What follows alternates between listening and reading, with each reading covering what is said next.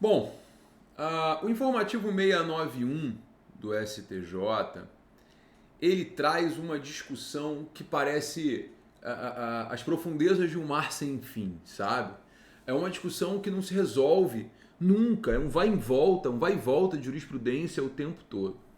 O que acontece é o seguinte: a Lei Complementar 116 de 2003, ela não regulamentou o ISS para as sociedades uniprofissionais. Ela trata da incidência do ISS, é uma lei super curta, uma lei com 10 artigos só, o anexo, que é muito grande, que traz lá os serviços e os subserviços, estamos falando aí de mais ou menos 230, 240 serviços e subserviços aproximadamente, mas a Lei Complementar 116 não trata da prestação de serviço por sociedade uniprofissional. De modo que ainda se aplica, ainda está vigente no tocante a esse ponto, o Decreto 406 de 68. O Decreto 406 de 68, lá no artigo 9º, deixa claro que para as sociedades uniprofissionais, o ISS ele é fixo.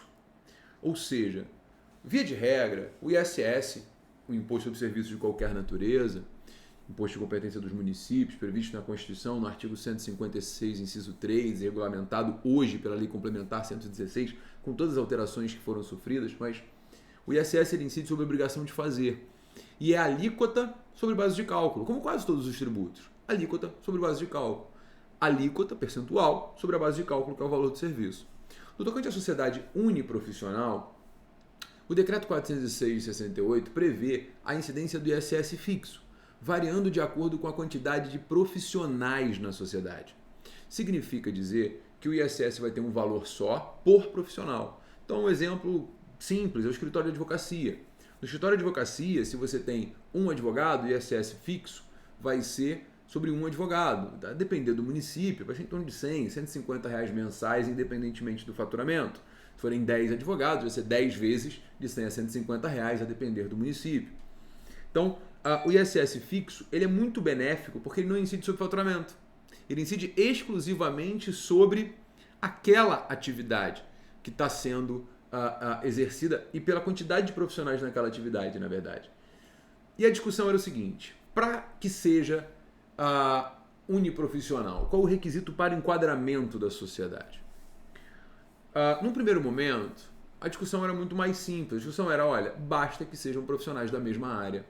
Se forem 2 médicos, é uma sociedade uniprofissional, mesma profissão. Se forem 2 advogados, é uma sociedade uniprofissional, mesma profissão. 2 contadores, 2 engenheiros, por aí vai.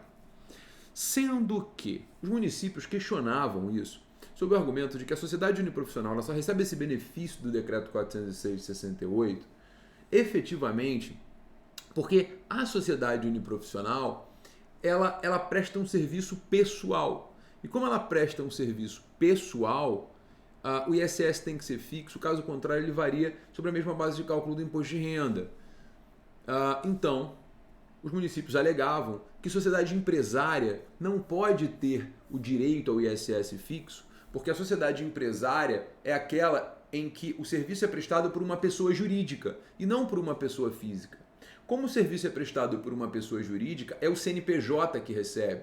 É o CNPJ que está à frente, não sendo a pessoa jurídica, a pessoa física, desculpa, responsável pela atividade da pessoa jurídica. Então o STJ entendeu que se a sociedade está organizada como sociedade empresária de responsabilidade limitada, o ISS ele é variável, independente de ter no seu quadro societário profissionais da mesma área.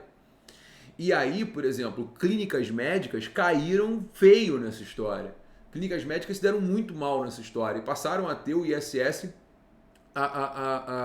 efetivamente variável, né?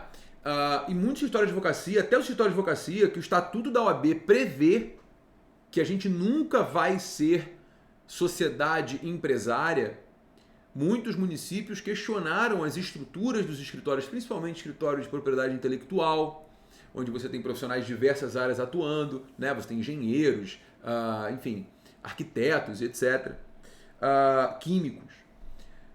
E também escritórios de cobrança, que tem lá 2.000 atendentes de telemarketing que fazem a cobrança. Muitos municípios alegavam que nesse caso haveria caracterização da atividade empresarial, apesar de ser escritório de advocacia, questionando o ISS fixo. Bom, e aí havia uma discussão acerca do conteúdo sobre a forma, né? Porque muitas vezes dois médicos, já tive caso no meu escritório assim, muitas vezes dois médicos montavam a empresa e o contador fazia lá uma sociedade empresária de responsabilidade limitada porque era um padrão. Poderia ter montado uma sociedade simples pura? Poderia. Inclusive, nesse caso, apesar de sociedade empresária, as médicas, né, recebiam os pagamentos, né, de acordo com o que elas efetivamente produziam. Ou seja, era uma sociedade simples pura, mas formalmente era uma sociedade empresária de responsabilidade limitada. Bom, o informativo 691 solucionou esse problema e deu uma pacificada na discussão. O informativo 691 passou a entender que na sociedade simples, no regime limitado, o quadro societário composto por médicos, o ISS pela alíquota fixa, né? Nesse caso, a sociedade simples faz jus ao recolhimento do ISS-QN na forma privilegiada, previsto no artigo 9º, parágrafos 1º e 3º do Decreto-Lei 406/68, quando a atividade desempenhada não se sobrepuser à atuação profissional e direta dos sócios na condução do objeto social da empresa, sendo irrelevante o fato da pessoa jurídica estar constituída como uma sociedade de responsabilidade limitada. Então, não interessa se a pessoa jurídica é uma sociedade empresária de responsabilidade limitada ou não. Se houver a prestação de serviço pessoal, o ISS ele vai ser fixo. Se houver uma prestação de serviço pessoal, o ISS, ele vai ser fixo. Então, eu posso ser uma sociedade simples, limitada, e o ISS vai ser fixo se eu comprovar que na prestação do serviço há a relação pessoal e há o recebimento de acordo com a força de trabalho. Tá bom? Beleza? Então, muito cuidado com o informativo 691. Ele é uma consolidação de jurisprudência muito importante em todos os sentidos. Em todos os sentidos. É um informativo de extrema relevância. Se você puder, leia o julgado, porque vale muito a pena. Ok? Beleza? Tranquilo? Só teve esse julgado no informativo 691. Vamos tocar o nosso barquinho no próximo bloco.